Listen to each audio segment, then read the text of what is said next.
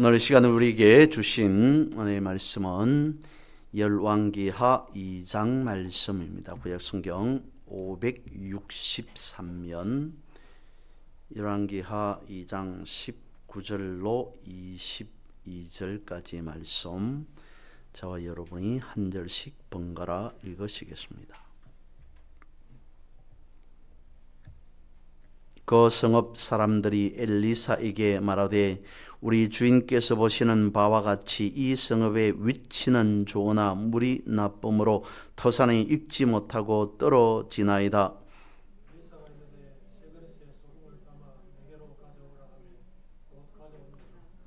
엘리사가 물 근원으로 나아가서 소금을 그 가운데에 던지며 이르되 여호와의 말씀이 내가 이 물을 고쳤으니 이로부터 다시는 죽음이나 열매 맺지 못함이 없을지니라 하셨느니라 하니 그 물이 엘리사가 한 말과 같이 고쳐져서 오늘에 이르렀더라.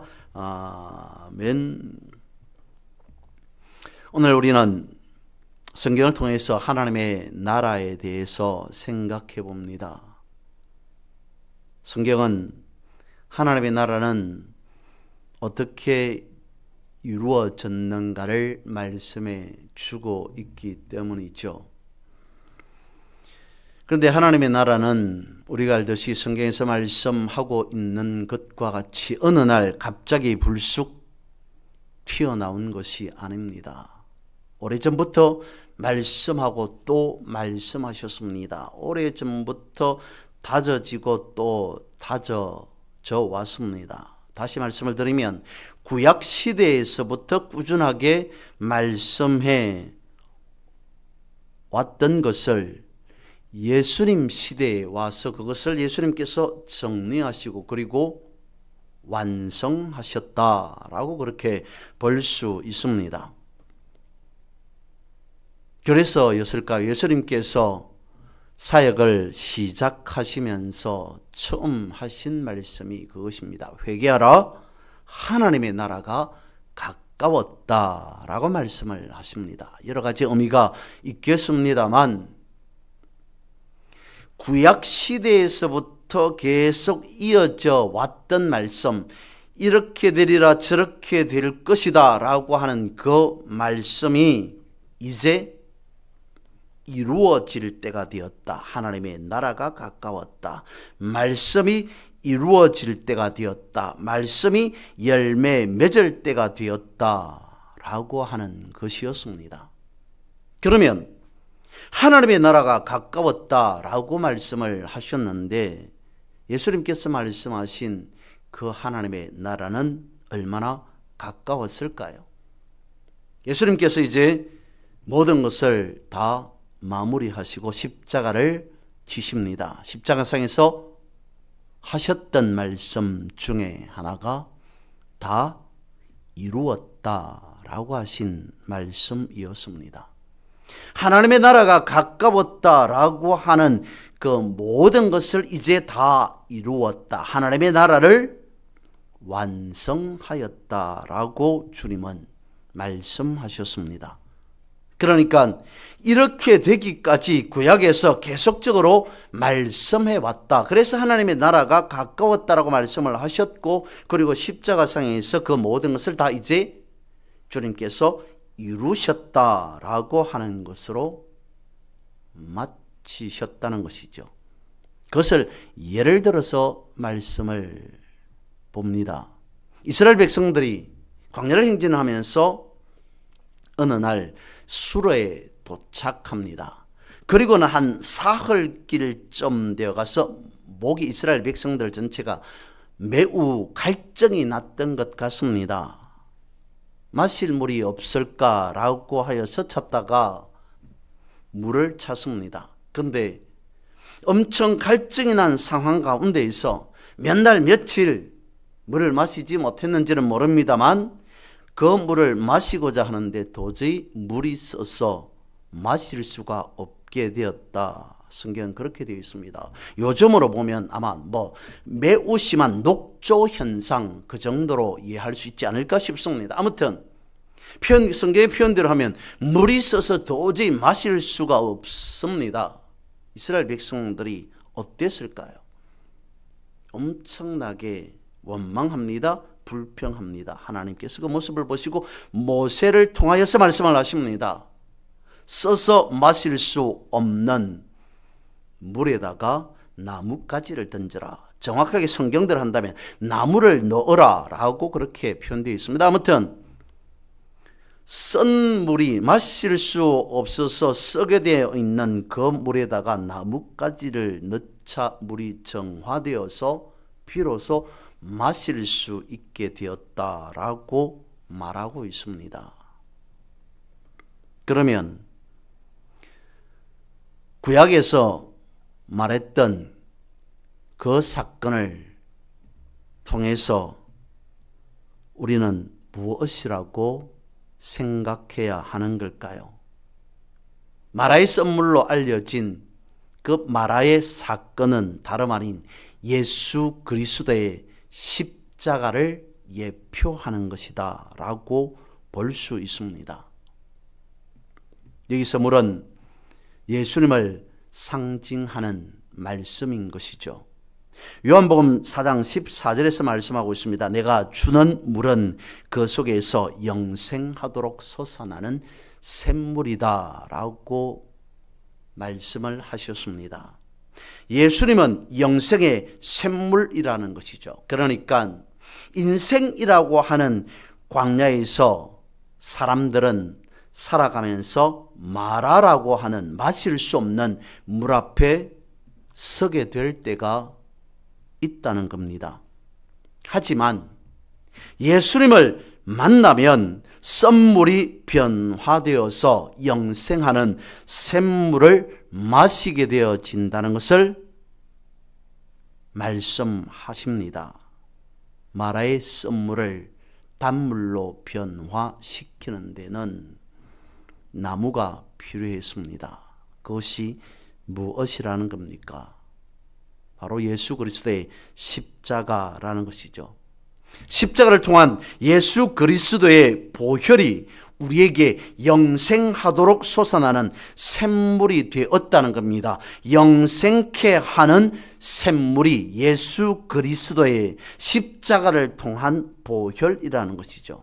이것을 연결해서 생각해 보면 예수님은 혼인잔치에서 가나라고 하는 동네의 혼인잔치에서 물을 포도주로 만드는 사건을 일으켰습니다.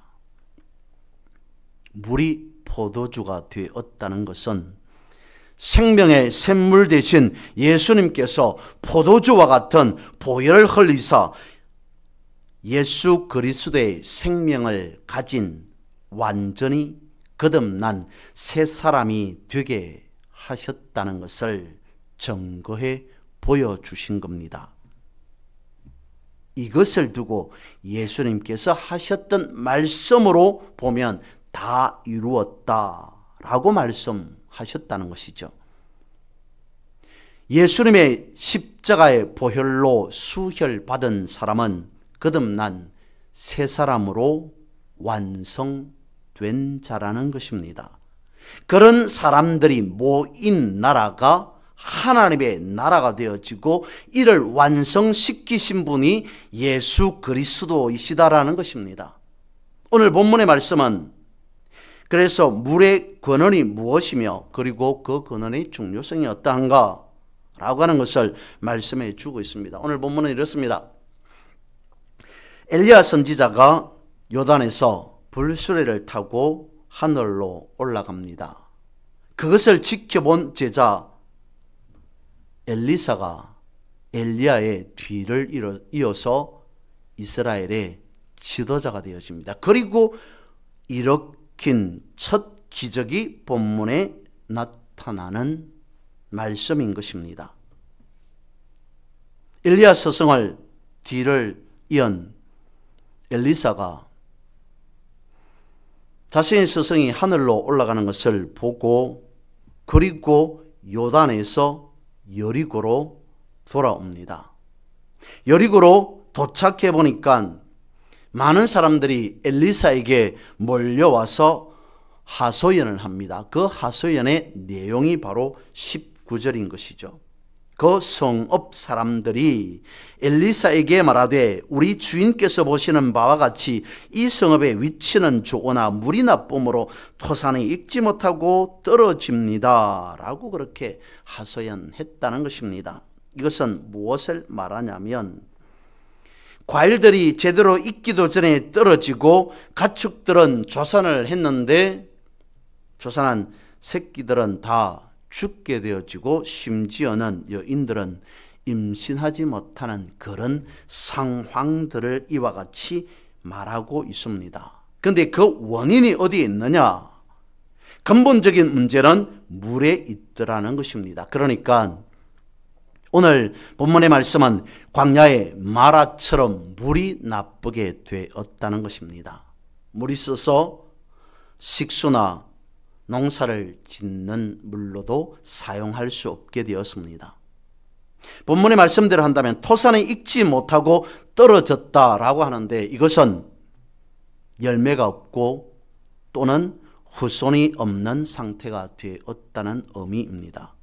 그 원인이 물에 있으므로 마라의 물처럼 된 상태다라는 것입니다. 이를 엘리사가 단물이 되게 했습니다. 역시 본문의 말씀대로 하면 세 그릇에 소금을 담아서 물 근원에 뿌렸더니 물을 고쳤다라고 말씀하고 있는 것이죠. 오늘 본문을 마라의 상황과 그리고 가나의 혼인잔치의 상황으로 연상해 볼 수 있다는 것입니다. 물의 근원인 예수 그리스도가 없이는 변화된 새 삶을 살아갈 수가 없다는 것이죠. 복음서에서 누가복음 1장 3절 말씀을 보면 그렇게 되어 있습니다. 그 모든 일을 근원부터 자세히 미루어 라고 되어 있습니다. 누가가 복음서를 쓰는데 그러니까 예수님에 대해서 쓰는데 어떻게 누가는 예수님에 대해서 썼는가 내지는 최대한 쓰려고 했는가라고 하는 그 사실이 그 모든 일을 근원부터 자세히 미루어라고 되어 있습니다. 근원부터 자세히 미루었다는 것은 처음부터 무엇인가 제대로 알려고 했다는 그 의미이겠죠. 그런데 조금 더 생각해 보면 근원부터라고 했으니까 처음부터라고 하는 그 말씀인과 동시에 모든 것을 최대한 종합하고 또 종합해서 객관적으로 쓰려고 한 것이다 라고 하는 것을 마태나 마가나 요한보다는 누가복음에서 누가는 그것을 강조하고 있더라는 것입니다. 그러니까 누가가 예수님의 제자가 되었던 예수님의 제자가 아니던 예수님에 대해서 기록하려면 무엇인가 예수님에 대해서 알아보고 아는 것으로 기록했는데 누가의 관점에서는 그러다 보니까 주관성 즉 선입견이 들어갈 여지가 상당히 많지 않느냐. 그래서 내가 가진 생각이나 내 선입견으로 내 생각대로 내 주장대로 내가 아는 바대로가 아닌 근원부터 자세히 미루어 최대한 알아볼 수 있을 만큼 알아보고 또 알아보고 난 연후에 그것을 내 생각을 완전히 배제하고 객관적으로 나는 예수님에 대해서 쓰려고 한 것이다. 아니 썼다라고 되어 있습니다. 그 결과 예수는 다른 복음서와 마찬가지로 예수는 그리스도이시다. 그리고 예수 그리스도께서 하신 말씀은 하나님 나라의 비밀에 대해서 말씀하셨다라고 누가복음 역시 다른 복음서와 마찬가지로 말씀해 주고 있습니다. 인류의 역사 다르게 보면 믿음이라고 하는 그 신앙의 선상에서 놓고 보았을 때 인류의 모든 역사는 예수 그리스도의 중심, 예수 그리스도 없이는 사람은 결코 새로운 변화된 삶을 살 수 없다는 것을 누가복음에서는 또 그렇게 강조하듯이 말씀해 주고 있습니다. 본문의 말씀을 이어서 살펴보면 새 그릇과 제목을 새 그릇에 소금을 담아 라고 되어 있는데 본문에 있는 내용이죠. 새 그릇이라고 하는 것은 변화된 성도의 상태라고 볼 수 있습니다. 그리고 소금이라고 하는 것은 역시 변하지 않고 썩지 않아서 모든 부패를 방지하거나 혹은 제거할 수 있는 하나님의 살아 역사하시는 말씀의 힘을 상징한다고 봐야 되겠죠. 물론 이렇게 크게 보기보다는 내용에 가깝게 보면 그렇습니다. 물이 나빠서 토산에 익지 못하여서 떨어진다는 것은 땅이 좋지 못하여서 열매가 없다는 것으로 당시에 율법으로는 열매를 맺지 못해서 구원받지 못하는 그런 상태를 의미합니다. 그리고 새 그릇이라고 하는 것은 그러니까 지금까지의 율법을 숭배하듯이 붙잡고 왔던 그 율법을 버리고 새로운 믿음의 마음으로 하나님을 섬겨야 한다는 것으로 풀이해야 하는 것이죠. 그래서 율법이 가지는 한계에서 벗어나서 새로운 믿음의 삶을 촉구하는 것이 오늘 본문의 내용이라는 것입니다. 정리해보자면 율법이 땅에서 생겨난 것이라면 복음은 하늘에서 내려온 말씀이라는 것입니다. 본문은 소금을 예수님께서 말씀하신 너희는 세상의 소금이라는 말씀과 연결해 보면 이렇습니다. 너희는 소금이라 라고 할 때 너희는 다름 아닌 믿는 자입니다. 그러면 믿는 자는 어떤 자이겠습니까? 복음을 아는 자라고 해야 되겠죠. 그렇다면 복음이라고 하는 것은 무엇입니까? 땅의 것이 아닌 하늘에서 내려온 하나님 나라의 말씀을 삶의 기준으로, 삶의 근원으로 삼고 살아가는 자라고 말씀할 수 있습니다. 그래서 새 그릇에 소금을 담는다는 것은 하나님 나라의 복음을 세상의 근원과 중심으로 삼고 살아가는 것이라고 말할 수 있겠죠. 그것을 본문에서는 경치보다 물 근원이 더 중요하다라고 말씀하고 있습니다. 엘리사가 치료한 것은 겉으로 나타나는 현상이 아닌 물 근원을 치료했다는 것입니다. 본문의 21절 말씀에 그렇게 되어 있습니다. 엘리사가 물 근원으로 나아가서 소금을 그 가운데에 던지며 이르되 라고 되어 있습니다. 엘리사가 어디로 나아갔나요? 물 근원으로 나아갔다. 소금을 물 근원에 던졌다라고 되어 있습니다. 이것은 무엇이겠습니까? 그러니까 근원이라고 하는 것은 무엇이겠느냐라는 것입니다. 출애굽기 17장 말씀에 보면 이스라엘 백성들이 이제 아말렉과 전투하는 장면이 기록되어져 있습니다. 모세는 그때 산으로 올라가고 여호수아는 아말렉과 싸우기 위해 전장으로 나아갑니다. 모세가 산으로 간 이유는 기도하기 위해서입니다. 그 유명한 모세가 손을 들면 이기고 손을 내리면 지게 되었더라라고 하는 그 사건인 것이죠. 여기에서 성경이 우리에게 말씀해 주고 있는 것은 분명히 기록된 말씀상으로 보면 여호수아가 훨씬 더 중요한 역할을 했다고 볼 수 있습니다. 전장으로 직접 나간 사람이 모세가 아닌 여호수아니까 죽어도 살아도 생명을 걸고 목숨을 걸고 나간 사람은 여호수아입니다. 그런데 그 성경에서 우리에게 가르쳐 주고 있는 것은 바로 전쟁에서 승리의 권한이 어디에 있느냐라는 것입니다. 물론 전장으로 싸우러 나간 여호수아가 중요치 않다라고 하는 것을 말하는 것 아닙니다. 그걸 넘어서 모세가 어떤 역할을 하였는가? 눈에 보이는 전쟁을 통해서 하나님의 역사는, 하나님의 뜻하심은 무엇인가? 라고 하는 것을 그와 같이 나타내 보여주었고 성경에서 기록해 놓고 있다는 것입니다. 모세는 기도했습니다.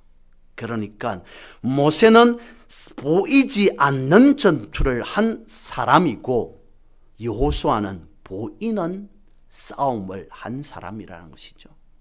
거기에서 모세가 하나님께 기도함으로 이스라엘 백성들이 이길 수 있게 되었다. 눈에 보이는 전쟁이라 할지라도 그 전쟁에서 이길 수 있는 성패의 권한은 다름 아닌 기도에 있는 것 아니냐라고 하는 것을 성경은 말씀해 주고 있다는 것입니다. 우리가 살아가면서 전쟁이라고 표현하면 너무 과할 수도 있습니다만은 엄청난 일이 일어났습니다. 그 앞에 대부분의 성도는 어떤 자세, 어떤 모습을 취하게 되어질까요? 이 일을 어떻게 할까라고 하면서 그 일을 해결하기 위해서 적극적으로 뛰어다닐 겁니다. 어떤 사람이 엄청나게 감당할 수 없는 일 앞에서 차분하게 하나님이라고 하면서 기도하는 사람은 몇이나 되어지겠습니까? 일어난 현상 앞에서 보이지 않는 기도를 하는 사람은, 해결되어질 것 같지 않은 기도를 하는 사람은 몇이나 되어지겠습니까?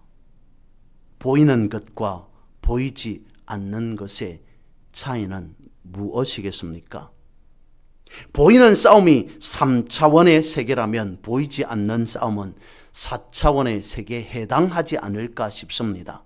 3차원, 4차원이라 해서 더 난해한 것 같지만 이는 현상과 근원에 대한 차이라고 말씀드릴 수 있을 것 같습니다. 보이는 것이 현상이라면 보이지 않는 것이 근원이라는 것이죠. 물론 보이지 않는 것이 다 근원이고 보이는 것이 다 현상이라고 할 수는 없습니다. 보이는 것 자체로서 근원이 경우도 충분히 있습니다. 그런데 성경에서 말씀하고 있는 대부분의 것은 보이는 현상보다는 보이지 않는 근원에 대해서 말씀하고 있다는 것이죠. 오늘 성경이 본문이 우리에게 말씀해 주고 있는 것이 그것입니다. 엘리사가 물의 근원을 치료하였다라고 하는 것은 내 삶에, 우리의 인생에 있어서 보이는 현상보다는 보이지 않는 것에 오히려 진수가 있다는, 핵심이 있다는 것을 말씀해 줍니다. 그래서 신앙의 인생을 살아가는, 믿음의 인생을 살아가는 우리에게 있어서 어쩌면 겉으로 드러난 문제보다는 근본적인 원인인 영적인 상태를 먼저 살펴봐야 된다라고 하는 것으로 마무리를 지을 수 있을 것 같습니다. 마지막으로 엘리사는 굉장히 중요한 한마디를 하죠. 역시 21절입니다. 엘리사가 물건으로 나가서 소금을 그 가운데 던지며 이르되 여호와의 말씀이 내가 이 물을 고쳤으니 이로부터 다시는 죽음이나 열매 맺지 못함이 없을 것이다 라고 되어 있습니다. 여호와의 말씀이 이 물을 고쳤다라고 되어 있습니다. 엘리사가 물을 고치는 능력이 하나님의 말씀에서부터 나왔다라고 정언하고 있습니다. 하나님께서 죄악된 우리의 인생의 근원에 예수님의 십자가를 던지셨습니다. 그 십자가의 생명의 보혈을 주님은 쏟으셨습니다. 그 보혈이 우리의 죄를 정화시켰습니다. 그리고 우리를 살리셨습니다. 이것을 알고 믿는 사람은 더 이상 드러난 경치에만 매달리지 않는다는 것이죠. 그 속에 감추어진 내지는 보이지 않는 물 근원을 살리는 삶을 살게 되어진다는 것입니다. 새 그릇에 소금을 담아 그 근원을 치료하는 영적 삶의 원리를 말씀해 주고 있습니다.